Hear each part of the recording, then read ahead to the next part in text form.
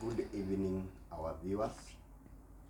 Thank you for another chance that God has given us that we meet again. As we promised the last session that we shall come again to hear the story of our pastor, Reverend Faith Kibui. And now it's another chance that we want to start where we left. And I hope God has kept you well and we are all well. And I know you are ready to hear this second part of his story. Reverend Kibui, how are you this morning? I'm fine, thank you. Welcome to our session of Now Your Journey. From now, you had been blind, now you have come, you have gone back to secondary school, that's where we left. And then we came up, you had a mentor, and then you had to go mission. Parents could not understand you. Sometimes you could sleep hungry, they refused to give you food. And you narrated it to us and you told us it is a part of God training you to fasting. But as we were ending up, you told us there was a place that you left on the other story. Now that's where we want to start, the leftover of the story that you narrated, so that we come now to where now we are supposed to start the journey from where we left. Can you tell us what you left there behind there? Yeah, there is something that I left.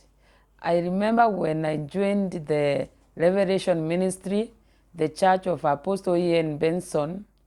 I used to work from where I come from, our home, and it was a distance. But since I had left the church where my mother worships, they won't give me the offering or fare. So I used to trek, I used to walk. But every time I walk, I saw God. I'm a woman of miracles. I used to see miracles. Things were happening. So as I walk, God will prepare somebody somewhere. I will either meet with one of my relatives, and when I meet with them, I greet them.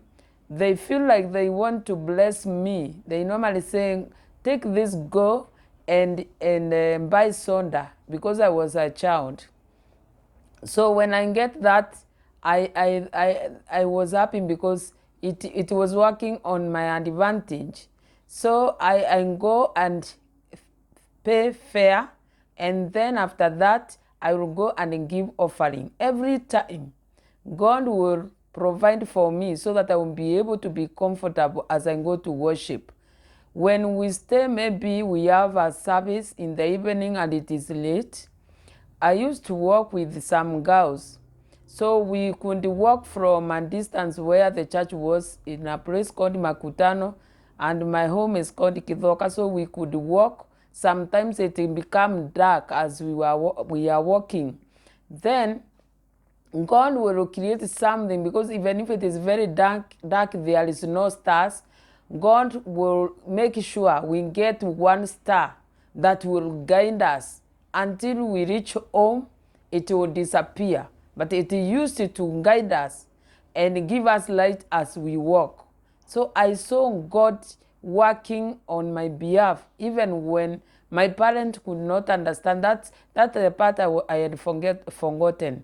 I remember one day we closed the school and I was supposed to go to a youth camp in Nyahururu High School, where it was my mentor by then used to host some meetings, especially youth camps. And those youth camps, people used to come. Even families, they used to come with their families. So when I told my mother that I want to go to the youth camp and it is in Nyahururu, as a child, I'm under care. So my mother said, you are not going anywhere. One day in the morning, when the camp was to start maybe in the evening. So she told me, you are going nowhere. You have become a prostitute of churches.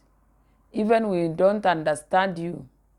So when she told me like that, she was going to work early in the morning, and she told me, go to the farm because it was during time of farming.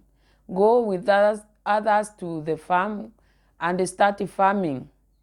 So I took my djembe and I went to the farm. And I started, because I had to obey, I am under the care of my parent. So we started working on our farm, and my mother left and she went to work. As I told you, she was working in Meru General Hospital by then, and now is Meru Level 5. So I went to the farm. I worked until it was some minutes to 11. I saw a vision. A vehicle has done an accident, but people did not die, but I saw some blood on the road. It was a vision. So I prayed against the accident, but within a few minutes, I overheard one of our young child calling me, and he told me, "Mom is calling you." Then I was wondering, why could Mom come back during the day and she's supposed to come in the evening? I asked the young one, why is she back now? And she told me, I don't know. So I had to go and answer the call because she said, I go back home. She want to talk to me. So when I went there, I found my mother crying. And I asked her, Mom, what is happening? She told me, today I have known that there is God, and also God uses you. Then I asked, what has happened? She told me we had an accident, and I asked her, why are you crying? And she told me, I'm not injured anywhere, but I have trauma because it was something that happened I didn't expect.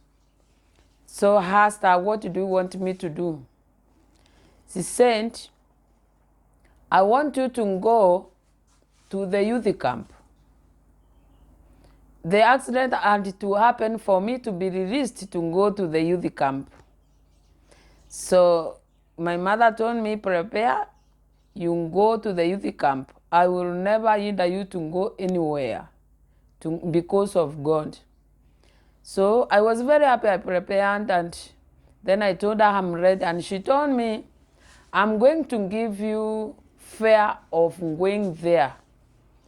By then I remember to go from where I come from, to go to Nyahururu, it was costing us like 200 shillings. And she gave me and told me, I'll give you the fare to go. And the fare of coming back, go and tell those people to give you. So I left. I went to Nyahururu very happy. I also carried one of my friends, and we went.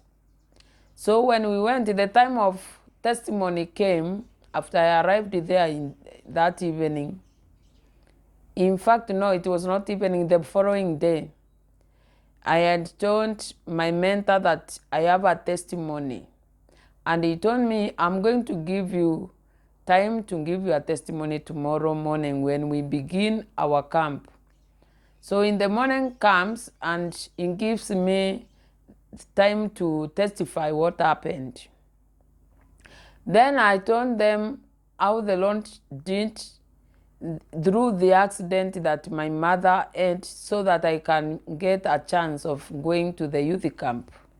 And I told them, here I have come. I was given the fare to come here, but I don't know how I'm going home.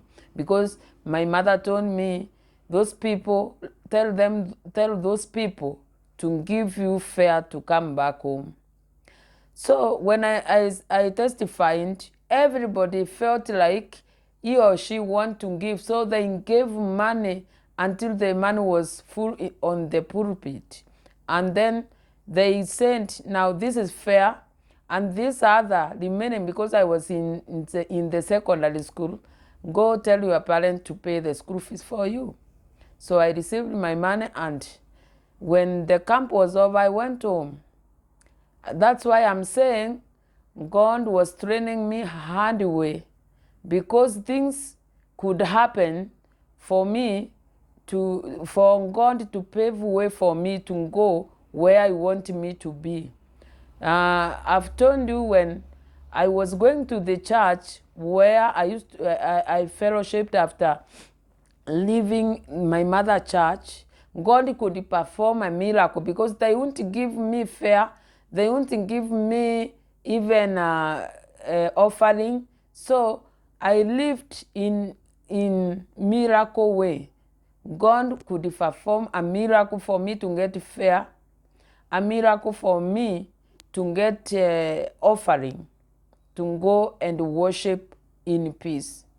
And if there is nobody to give me fare, we used to trek, and it is a distance. But God will guide us through a star. And that star, because sometimes it used to be in dark where we are still walking, the star will guide me until I reach home.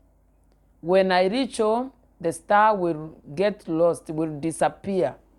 So the Lord worked with me, and even today He works with me. That is the part that I had left. And now we can continue from there. Thank you very much because of that session. And now we start where we left that. I think you can remember well where we left about, because we were talking, you are now back to school. After school, parents could not understand you. That's where they could not give you even food. Now, can you tell us how the story went beyond there? What happened? Did they come to accept you? Did they come to see that God is with you, and now they could support your ministry? It reached a point where they accepted, but it was not easy. It was very hard for them to understand why this child can behave like this. I remember, because of that kind of ignorance and the way they refused to accept that the Lord has called me, there is something else happened one day. And the Lord told me, I will make them to know that I have called you. So I am going to make sure they are sick. And when they fell sick, what you will do, you will ask them, do you believe the Lord has called me? And they will say yes. Do you believe my God can heal you? And they will say yes. And when I did so, they said yes. Then the Lord commanded me to pray for them for healing, because no one could wake up. It was on a Friday night when the Lord spoke to me, and on a Saturday morning, no one could wake up. They were sick. So the Lord, through me, performed a miracle of healing, so that they will now believe that the Lord has called me. So I prayed for them, all of them, my parents, even the children, and the Lord healed them. Then from there, my father said, from today, I will not hinder you to go where you want to go and worship. That's how it came about. And then after that, I was free. I couldn't go anywhere. When I tell them I'm going somewhere, they could accept. And also, if they have money, they could participate by giving me fare. Me, I am a woman of testimonies, because since then, I have lived a testimony life.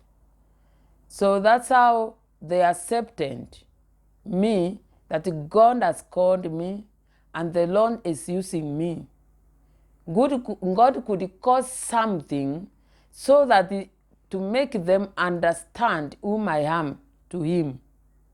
When it comes to how I began the ministry, I began just like that, because when the Lord wants me to do something, He will guide me on what to do. And if He sees I won't understand, something will happen to me so that it can steer me to do what He wants me to do. He used to reveal Himself to me, because I didn't know how to read the Bible. I didn't know how to preach. God will tell me, go to the Bible, read and this verse, and I am going to put words in your mouth so that you will tell people. But before you do that, begin with how I healed you. So I could begin with my testimony. And from there, I read that verse that the Lord has given me. From there, the Lord gives me the words to speak to people. And it had impact. In fact, people could get saved. People could get healed through that, Reverend. Thank you very much. Now, let's now come back now to school. Yes. You started your school and you did your exams. You'll tell us which class. Did you go up to Form 4 or you terminated your education to go for ministry? Where are you now? I did not terminate. I have told you this time when I went to Form 1 is when the Lord restored back that ministry. So it means I went to the secondary school and I finished up to Form 4, but it was not an easy thing. Because in the school, people knew that there is a student that the Lord uses for healing. So every time a student is sick, I could see a student is being sent to come to the class to call me to go and pray for that particular student. And then from there, when I continued with my education, when I was in Form 4, that thing came back. I lost my sight again in Form 4. So my parents will be called by my teachers to come and pick me to go home. Where other people are revising, actually, they were revising because we are about to do the exams. I remember by that time, it was the first term of Form 4. Then I went home again. That was another setback. So I prayed, God and taught me on how to pray. I prayed and I received back my sight, sorry. The restoration of sight came. This time around it was weak. It was not strong like before. So it came back. I was alone in the house and then I started seeing again. And then I talked with my parents. They took me back to school. That is another one. And then from there, because I was given, I remember this second time I was given some glasses to help me to read and also to see as I walk. There were two. One day, the Spirit of God came down. I was in the dormitory. I prayed and I broke those glasses. And then I said, God, I'm not going to put on these glasses again, and I'm going to see. I will not rely on this. I broke them up and I threw them away. And I started saying from that time and from up to today, I see. I never wear glasses. I never do it. I don't struggle in seeing. So I remember that time, that was the first term of Form 4. The second term when I'm in Form 4, another thing happened. I got sick, I felt sick, and my appendix was full from nowhere. I was taken to the hospital. I remember that day there was a teacher called Mrs. Nyaga who was teaching us economics. Commerce, sorry, it was commerce lesson, I remember. And then I started feeling pain on this side, on this side, where the appendix is. I don't know how to explain it.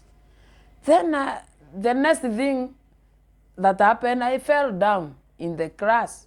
So at that time, everyone is shocked what is happening. They will carry me out so quickly.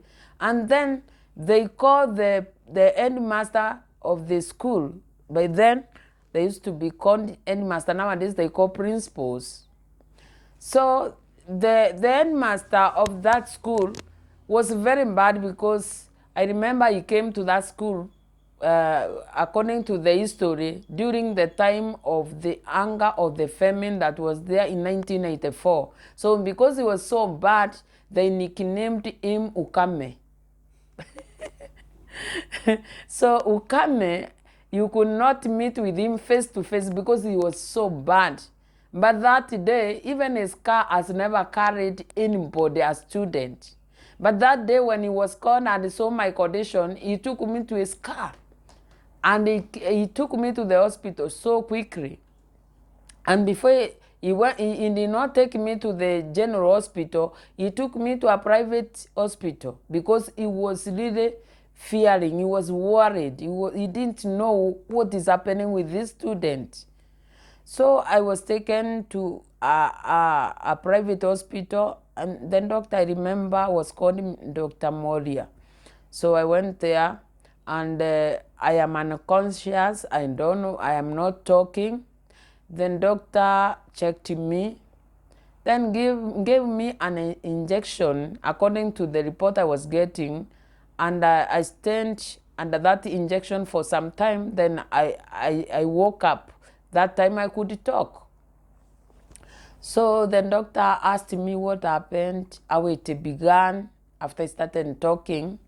And when I narrated to him the whole story, the doctor sent, I saw him writing a very long letter, and he said my appendix was in acute stage. So it needs a quick operation. That is second term of Form 4. So I was rushed to Meru General Hospital, where they did the operation.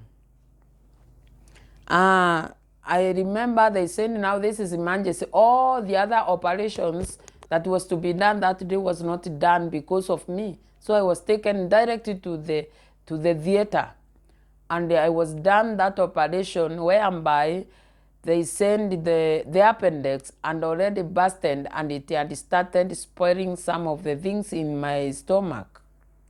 So, but they did quickly, and they gave me a quick first aid.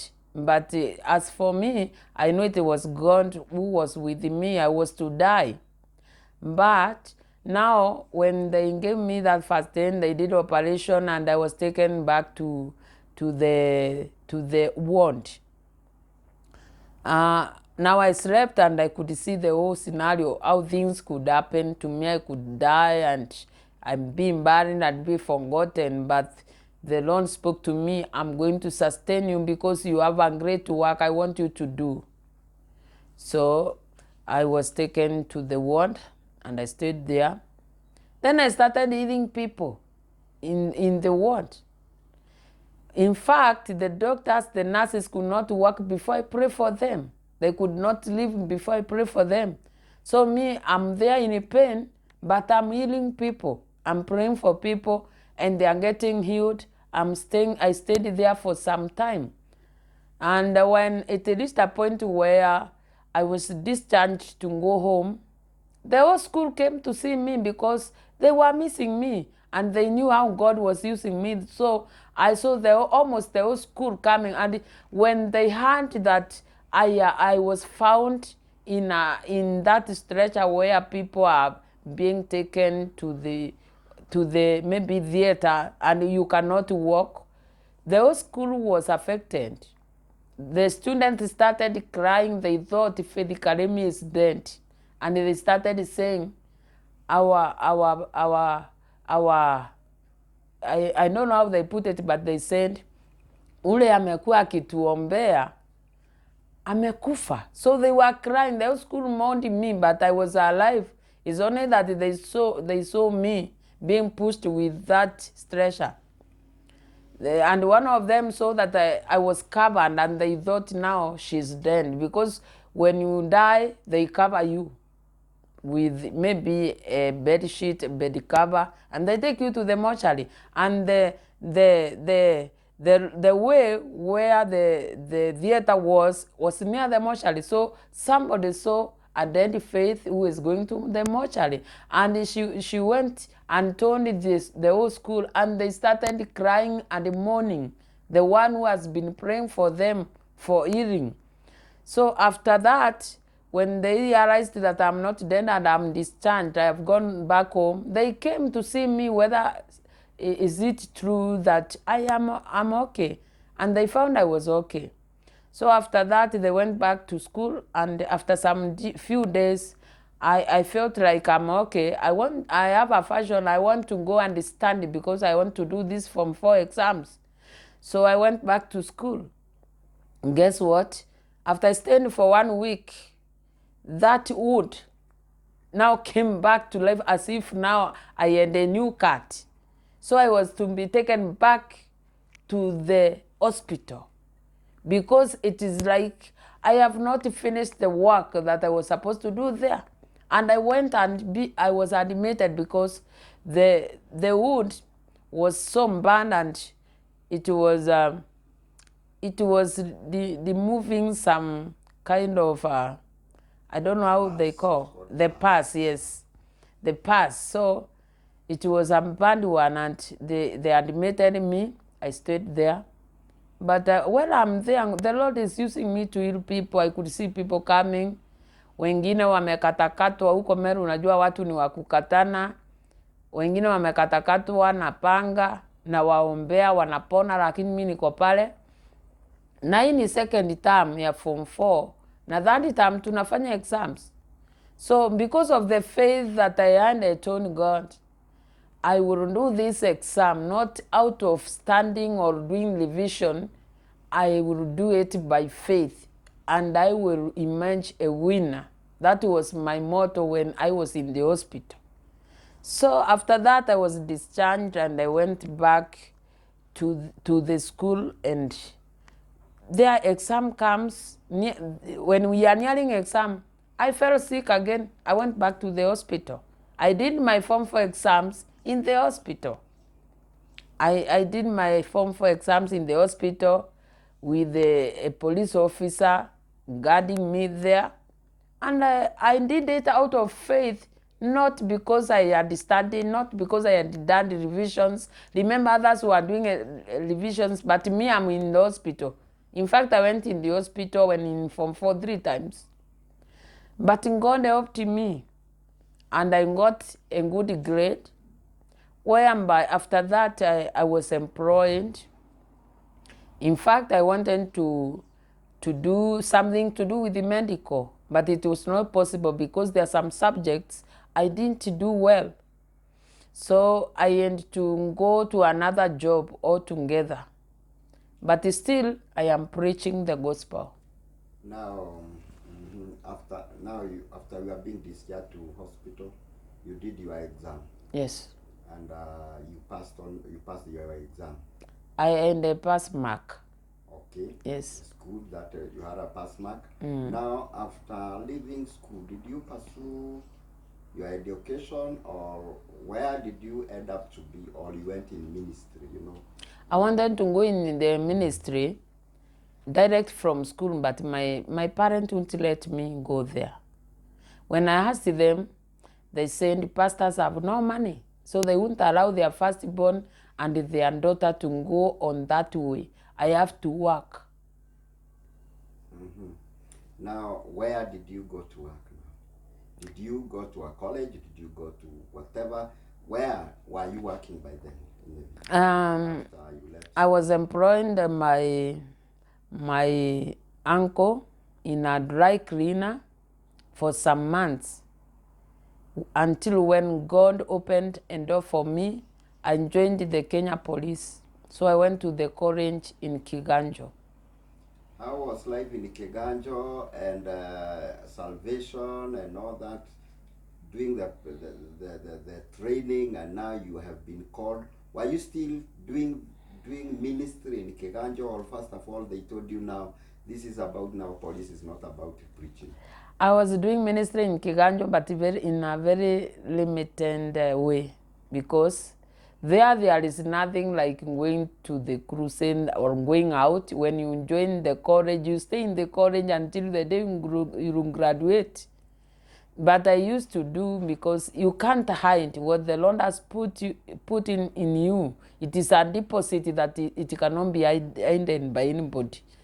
So what happened is this: In Kiganjo, by then there were two religions. There was a Muslim and a Christian. And this Christian was a Protestant church. It was a PCA, I think. And by then we had a chaplain who used to come and minister to Christians.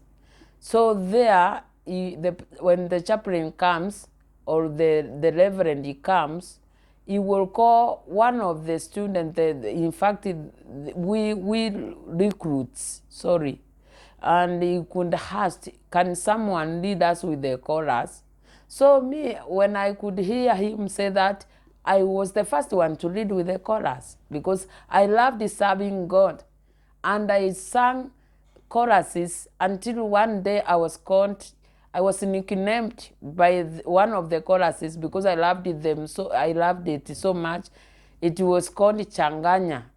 When we were in school, we could sing Changanya, Changanya, Changanya, Changanya, Changanya, Changanya, Yesu apendi mchanganyo. So they used to call me Changanya in the college because I loved singing that chorus. Now you went on with your college and you came to graduation. I want us to now to move. Before I come to graduation, since I wanted to serve God, when this reverend found that I have something, he started by telling me, before I start ministering, you will be leading the service. So I started leading the service in the college. That was a way of serving God, and I was contented. And when I found that was not that was not enough, I joined the people who were teaching the Sunday school of the police officers. So I became a pastor to the Sunday school of the children of the police officers, the instructors that were training us in Kiganjo. Okay, that's very good because you went on even when you are training as a policeman. You are still serving God in the training college, and also becoming a good teacher for the children of the staff there. Yes. So now, after now graduating, what happened with the ministry and working in the police force? And because I want us now, we have some few minutes, you tell us now, college until now, where you went to be employed, and where did you start working after you graduated, and what challenges did you get within the police force and the ministry? Okay, when I finished the college, I was posted at the airport. So the airport police unit, they call it Kapo. And when we come there direct from Kiganjo, we report it to JKIA. That is the headquarters of all the airports. And then from there, they are going to deploy you to other stations within the unit. So I began my work at Wilson Airport. That's where I began. There is a station there. And while I am there, there was a fellowship that was there, and the workers there, they used to meet not only the police, also other people from other companies. So we used to meet in that fellowship. And since I wanted to serve God, I used when I go there and they need somebody to volunteer to do something, I used to do so because I wanted to serve God. But when I come back, I was taken to Wilson Airport, where I was not given a house there. I was given a house in Jomo Kenyatta Airport, police quarters. So when I was given there, on Sunday, when Sunday comes, I wouldn't go to Wilson Airport, of course. I will look around in Embakasi village because that is where the airport police houses are of JKIA. So I looked for a place and I found a church that is Redeemed Gospel Church, and I joined it there. And then immediately I started serving because I am there for the service of the Lord. When I met the pastor, I testified, I told him how the Lord saved me. And then the pastor could not let me, because he knows I have something, so I used to serve there. And it reached a point where, because I'm also a singer, we started a praise and worship team. I remember we were 4 police officers who came from Kiganjo by then, and we met some other who were already working, whom we met there, and we started a praise and worship team. I was among the praise and worship team. We were very few, and that praise and worship team, even today, it is there. But we were few people who started it in Redeemed Gospel Church in Embakasi. By then we were in the social hall, because they are not built the church, but now they have a church where they built after some years. So now you worked, as you are working at Wilson's Airport, staying at that area of Utawala. This is Utawala or No, Embakasi Village. Embakasi Village. Yes. And now there in Embakasi Village, that's why you used to fellowship in the Redeemed Gospel Church. Yes, and I used to serve. And you are serving there, and so the ministry went on like that within the line of duty as a police, and again on the line of duty as a minister of the gospel. Yes. And so now, after that, did you stay there? How long did you stay with Embakasi, or it took you a short time and then you are taken somewhere else? Or you? I stayed in Embakasi for like 10 years. Because I worked in Wilson Airport for some few years, then I was transferred to JKIA, the Jomo Kenyatta Airport. So that's where now you still were working as well as you are serving the same church at Redeemed? I continued serving in Redeemed.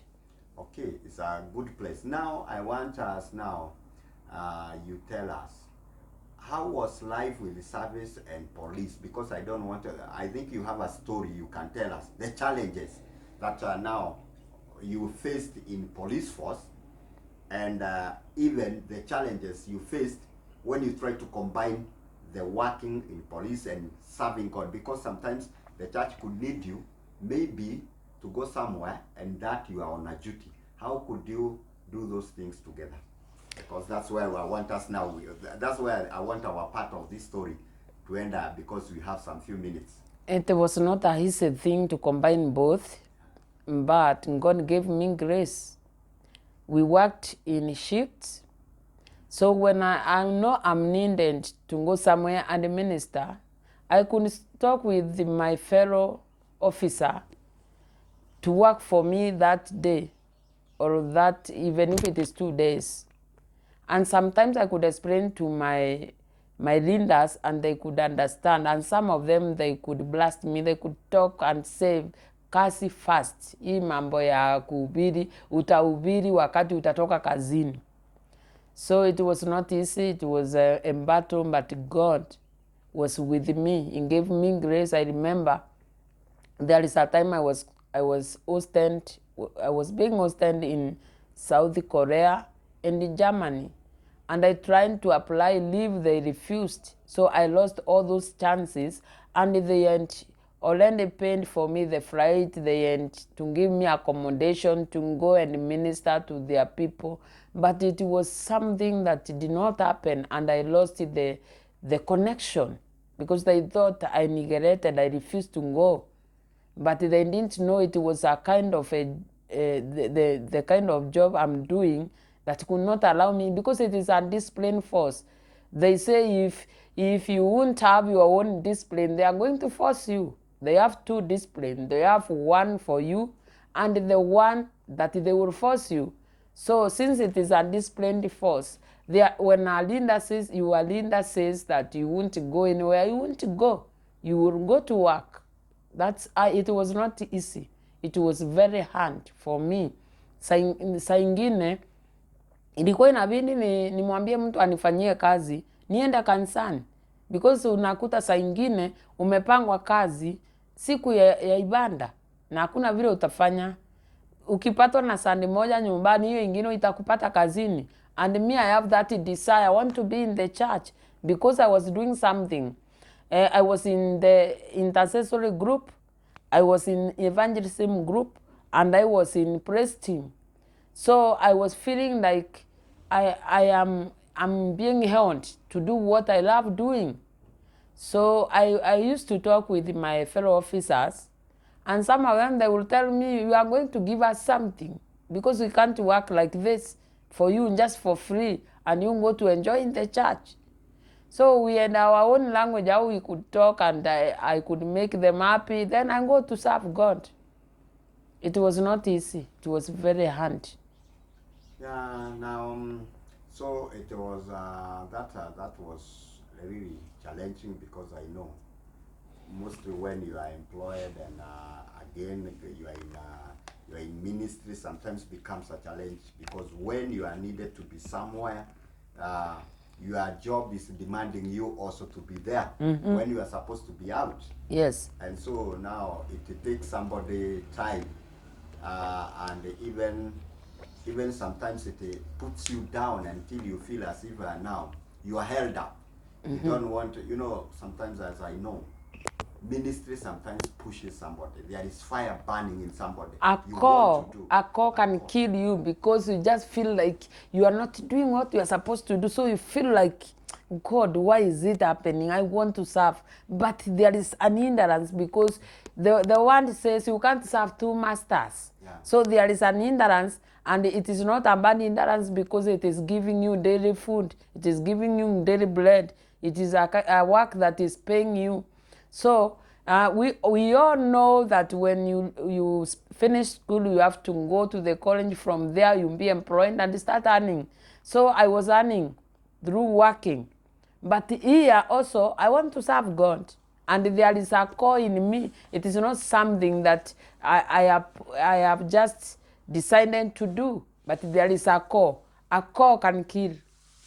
Now, okay, now it is sometimes it's very hard when we try to balance the things, which are the carnal things and the spiritual things. Sometimes to balance them, sometimes it takes God's heart for them to work together.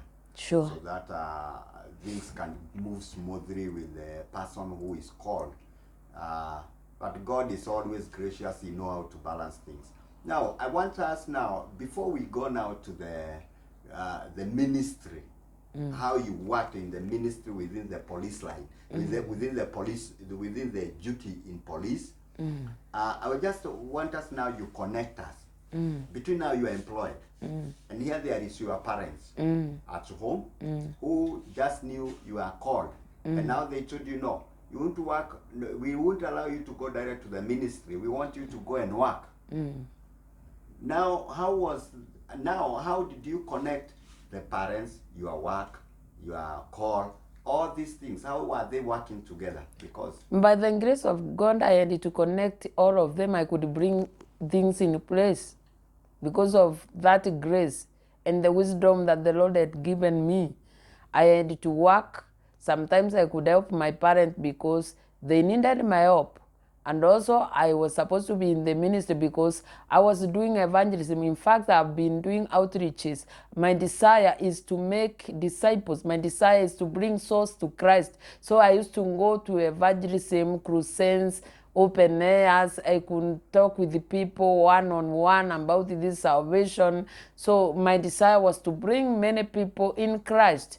And so I could balance all of them. I could balance the place of work. I could balance my talent and the ministry by the grace of God. It is not an easy thing, but God helped me to do so. now, as we wind up now, because we have around this 7 minutes, so that to complete our talk today, or our testimony about the ministry, and now because we have started now the ministry. But now this is just an introduction to ministry, because we would like to hear more about the ministry, how you went on, how you came up today. Yes. And that is another testimony for another day. Yes. But I want you tell us, how other policemen do take the police, the other colleagues, you and your colleagues who are been saved and called of the Lord.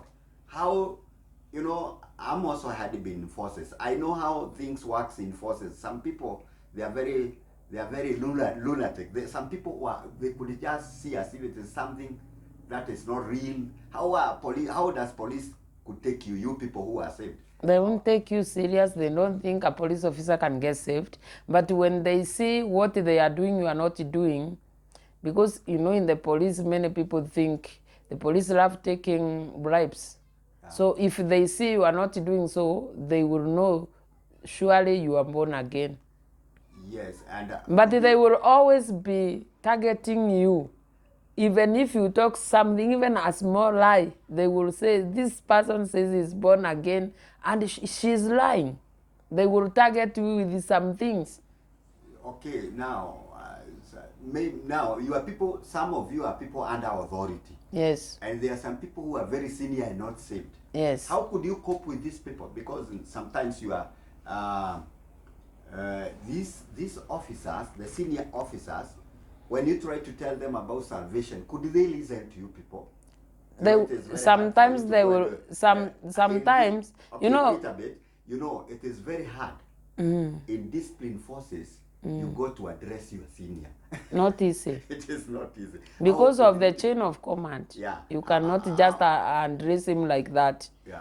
But sometimes when we are free, we are talking, we are not now doing this kind of job. Okay, we are at work, but there is a free time where we interact and talk. That time we will talk to them. I remember one of them was very senior and he told me, Faith, inaonekana we siku moja utaacha hii kazi uende ukahubiri, kwa sababu utakuja kutusumbua hapa na hii injili yako kila saa unatuhubiria. Because I could tell them the truth. When I see them doing the wrong thing, I will tell them, what you are doing, it is not right. And I remember that day when my boss told me like that is when I was telling him, it is not good to be taking something from somebody so that you can help, because we are called and we were employed to serve people of Kenya. So this is something literal is not good. And he told me, you fail, one day you are seen as if you leave this job and go and preach. You can't be telling us all these things, because I used to tell them, the word of God said, and the officers should be contented with what they are given as their salary. They should not be harassing people. They were not happy when I'm saying like that.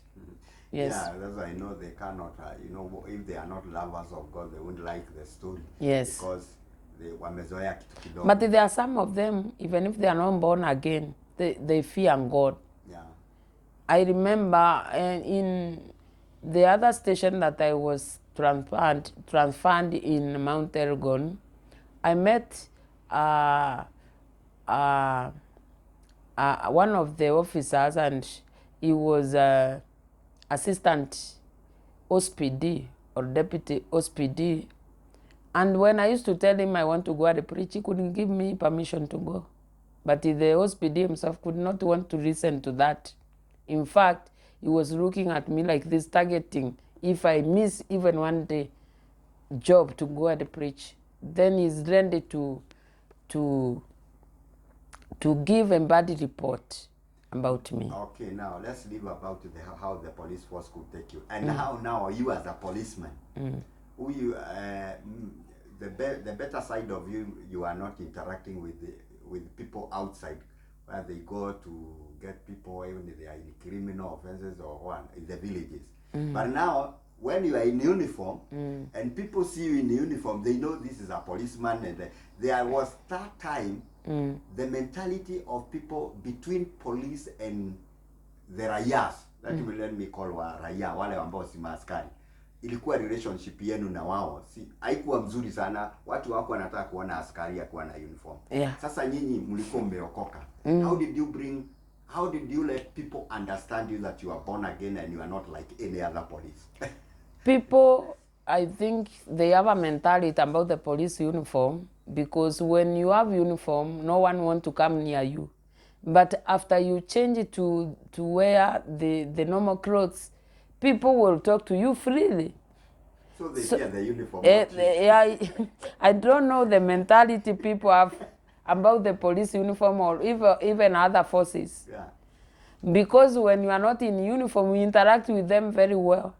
But to me, because I have been there, you know, when you are in uniform, it portrays your authority. Yes. And so now they know this person can change anything. When she's there, she can charge. She can move from this side and go to the other side, and just do what she's supposed to do. Yes. And so that I think because of the uniform is what identifies you as a policeman or a policewoman. As somebody who has authority. And somebody who has an authority. Yes. So now I think that is why even now. Even now, I remember one of my friends whom I left in the forces called me and told me, please, my sister, she calls me sister, pray for me because this uniform cannot even give us freedom to get married. Men are fearing us, you know. So she told me, pray for me. I want to get married, and I don't want to get married by a police officer. I want Laia to marry me. So they are fearing uniform. Now, okay, that's a story of another day. You tell us also if you got married or feared you until when you left the police when I'm not in uniform, we were interacting and we were going for missions. We were preaching gospel together, and many people came to Christ because of my testimony. So that is another story for another day. You tell us if you got married along the duty of police, if you were married by a policeman. Yes, I will. You will tell us how you went that life. And that one is another testimony altogether. My journey in marriage. It is so another that's testimony. I want us to keep them in pieces. Yes. So that now when we come the next day, it is you tell us the service between the challenges, the big challenges that you found in the police force, being a woman, being a servant of God in the forces, and sometimes I know that it is not really an easy thing. It is really challenging, especially for girl child. Being in forces, it is really another chaotic thing in those times. I don't know now, maybe now things are good more than that times that we were, but you will tell us how things worked for you in the police forces, and so that we can understand how somebody, and you encourage even those who are in police forces, who are born again, that they can stand for Jesus to the end without being carried away by the things that really happen to many along the line of duty, leaving God, and they decide now, I better stay like others. You tell us that for another day. But I want you just to do something now. You just say bye to our viewers, and even give them again, repeat your contact to them again, and tell them to continue subscribing and liking and leaving a comment in this channel. Shalom, shalom, my viewers. If you want to get me, I have a number. My number is 0724880307. I repeat again, 0724880307. And I am a lead pastor of Jubilee Christian Church International.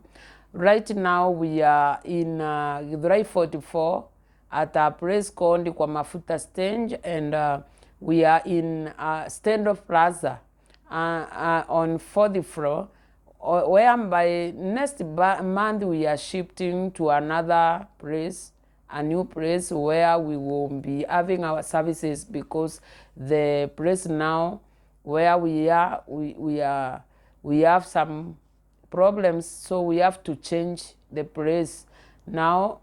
But if you want to talk to me, just call me to my number, that number that I've given, and God is going to bless you. If you feel touched by this ministry, also you can support it, because I want to reach out to many people. Every time when I testify what the Lord did to me when I was young, I see many people coming to Christ and others getting healed from the diseases. I've seen God restoring sight.